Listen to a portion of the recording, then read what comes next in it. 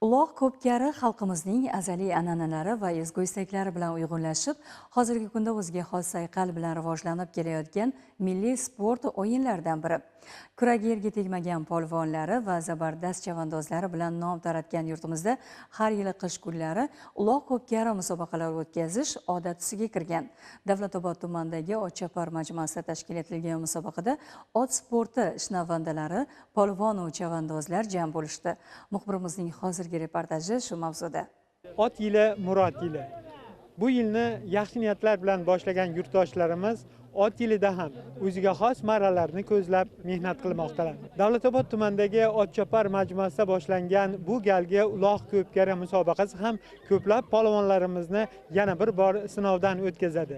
Otchoparga kelgan polvon va chavandozlarimiz astoydil bellashish uchun shaylanib turishibdi. Davlatobod tumanidagi Otchopar majmuasiga ko'pkari ishqibozlari to'plandilar. Viloyat hokimligi, O'zbekiston Milliy gvardiyasi, Namangan viloyati bo'yicha boshqarmasi, Uloq ko'pkari federatsiyasi va chavandozlar maktabi hamkorligida o'tkazilgan mazkur musobaqa 14-yanvar Vatan himoyachilari kuni hamda chavandozlar maktabi seksiya rahbari sifatida uzoq yillar faoliyat olib borgan marhum Muhiddin Abdullayev xotirasiga bag'ishlandi. Bu uloq ko'pkari o'yinlari bizning xalqimizning qadimiy sport o'yinlaridan bo'lib, bu mardlik, jasoratlik, halollikni o'zida mujassam qilgan o'yinlardan biridir bu. Bugungi uloq ko'pkari turnirimizda minglab chavandozlar otlari bilan ishtirok etishmoqda. Musobaqamizga qo'shni Qirg'iziston, Tojikiston davlatlaridan, qo'shni viloyatlardan polvonlar, uloq ko'pkari muxlislari kelib qatnashmoqda. Polvonlarimizni chiniqtirish maqsadida, jangovar salohiyatini oshirish maqsadida shunday uloq ko'pkari o'yinlari tashkil qilinmoqda. Tinch va osoyishta yurtga bayramlar yarashadi. Xalqimizni bir maqsad va maslak sari undovchi, o'zida milliy va umuminsoniy qadriyatlarni mujassam etgan uloq ko'pkari musobaqalari chin ma'nodagi bayram tusini oldi. Polvonlar marraga uloqni tashlash bo'yicha o'zaro musobaqalashdilar. Shuni alohida ta'kidlash joizki, kurashlarda nafaqat namanganlik, qo'shni viloyat va davlatlardan kelgan uloqchilar ham ishtirok etdilar. Eng kuchli va eng abjir polvonlar turli sovrinlarga ega bo'ldilar. Uloq yaxshi bo'lyapti. Vatan himoyachilar kuniga-da, to'g'rimi? Vatanimiz gullab yashnasin. Sizlar ham yashanglar, bormi? Uloq zo'r bugungi uloq, yaxshi, solimlar ham yaxshi. Hamma vodiy bo'yicha polvonlar kelgan. Eng zo'ri To'raqo'rg'on polvonlari. Mana yan qo'rg'onlik polvonlar zo'r, shedada ham marralar solishyapti. Hamma polvonlarga kuch-quvvat bersin. Bilagi tolinmasin, oti yiqilmasin.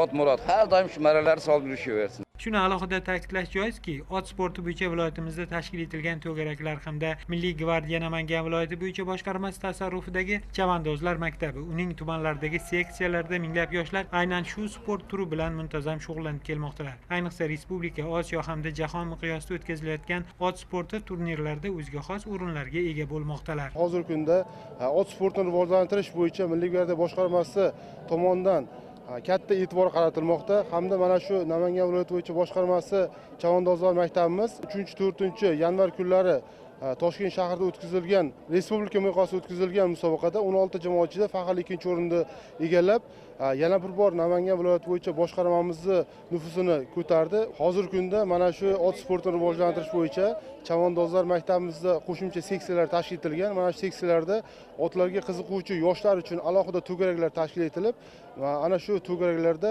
yoshlarimizni otga qiziqishini oshirish maqsadida mashg'ulotlar tashkil etiladi. Ana shu mashg'ulotlarda chiniqqan yoshlarimiz o'ylaymanki, kelajakda Amir Temurdek mard va jasur insonlar bo'lib yetishadi. O'ziga ishongan, qat'iy iroda va matonat egalari bo'lgan polvonlarimizga qimmatbaho sovrinlar topshirildi. Mamlakatimizda ot sporti, yilqichilikni rivojlantirish va chavandozlar maktablari faoliyatini yanada takomillashtirishga qaratilgan o'zgarish va yangilanishlar yoshlarni vatanparvarlik ruhida tarbiyalash, ot sportiga bo'lgan qiziqish va ishtiyoqini oshirishga xizmat qilmoqda.